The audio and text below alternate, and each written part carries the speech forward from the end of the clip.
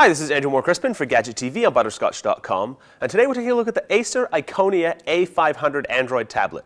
You can get this guy for about $450. So first things first, we have a 10.1-inch capacitive touchscreen on the front here, reasonably bright and sharp.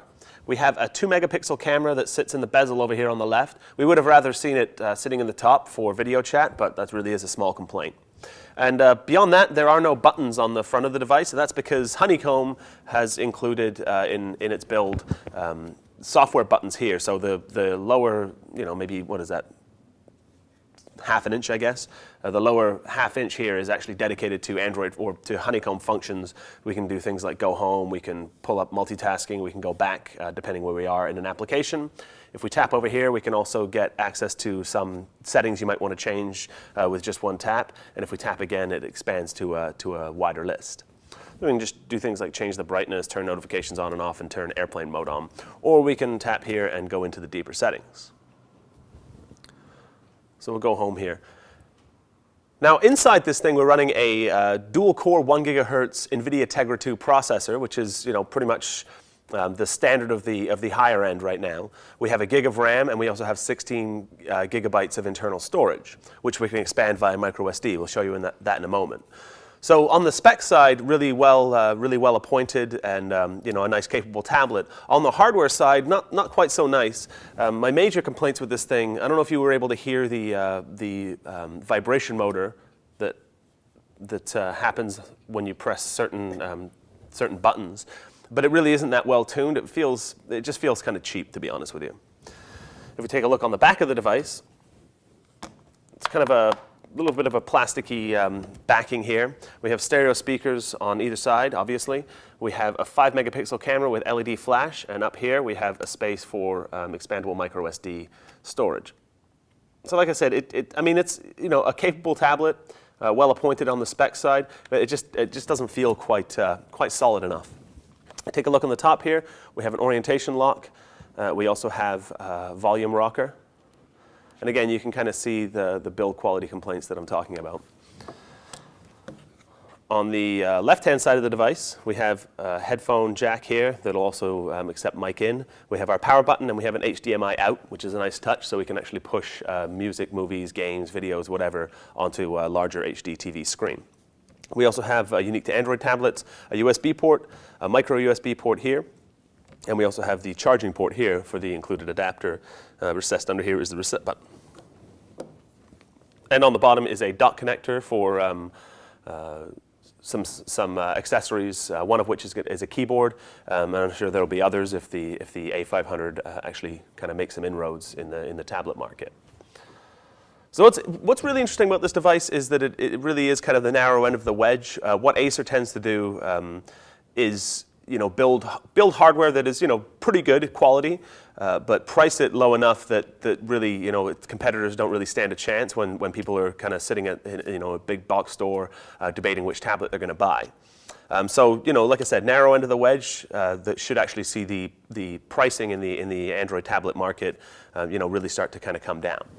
So we can see here a couple of Acer's own little additions here. I'm not entirely clear if these are Acer editions or NVIDIA editions, but a lot of them do really focus on pushing the gaming aspect of this device. So we have a couple of games that are pre-installed. They're not really pre-installed. If you tap them, it'll say, okay, I'm going to now download a gig worth of files and install this thing. One of those we went through the process on already is this golf game. So you can see the screen is nice and bright. We'll just wait here a second while it comes up. Now you won't notice slowdown. If you have a couple of, if you've been running the tablet for an hour or two, switching back and forth between different apps, you might see a little bit of slowdown when you're actually running one of these games. But for the most part, not too bad. I'll mute this thing here. Oh, and apparently I'm going to cause some slowdown. There we go. So we're just going to have a quick look at this game just so you can get an idea. Really seems like a major push on this tablet. It really is the gaming aspect of it. So it makes sense to have a quick look at that. Now the price of early adoption, there really isn't much in the way of HD games that are actually available. We'll just jump in here and have a quick play. That guy looks fun.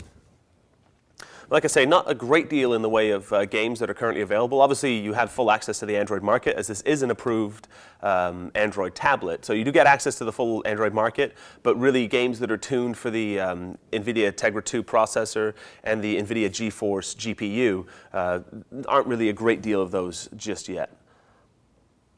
Well, don't go that way, dude. Come back here. But just to give you a bit of an idea of some of the gaming elements of this thing. It's a little difficult when it's sitting on a desk. There we go. Oh, I screwed that one up. Anyway, there you have it. That's just one of the games. There are a couple of others that we can see in here. Like I said, not pre-installed. You tap them and they'll actually begin installing. We can go into the Tegra Zone. There's a couple of different app stores on here. So first off is the Android market. There's this NVIDIA Tegra Zone, which has games that are tuned for the Tegra processor and the GeForce GPU. But like I said, you won't see a great deal in here. There's actually a couple of additions here since the last time I checked into this store, which was maybe a week ago. So good to see that they're making some progress there and really trying to kind of push the games onto the thing, because that really has been a major pickup point for tablets and for mobile devices in general, is just being able to play some games. You see here there's an e-reading application. These are kind of all the pre-installed apps. Nothing too special to see here. We have our multimedia zone again. Nothing that's going to blow your mind, but full access to the web with Flash. Basically everything that you want to do is you're going to be able to do here. Pull out, if we tap in here, we'll be able to see the keyboard a little bit. So this keyboard is big enough that you're going to be able to touch type on it if you're able to do that. Works fine. It's an Android tablet. What do you really want? So that's a quick look at the Acer Iconia A500. For Gadget TV, I'm Andrew Moore-Crispin. For more sweet stuff, visit butterscotch.com.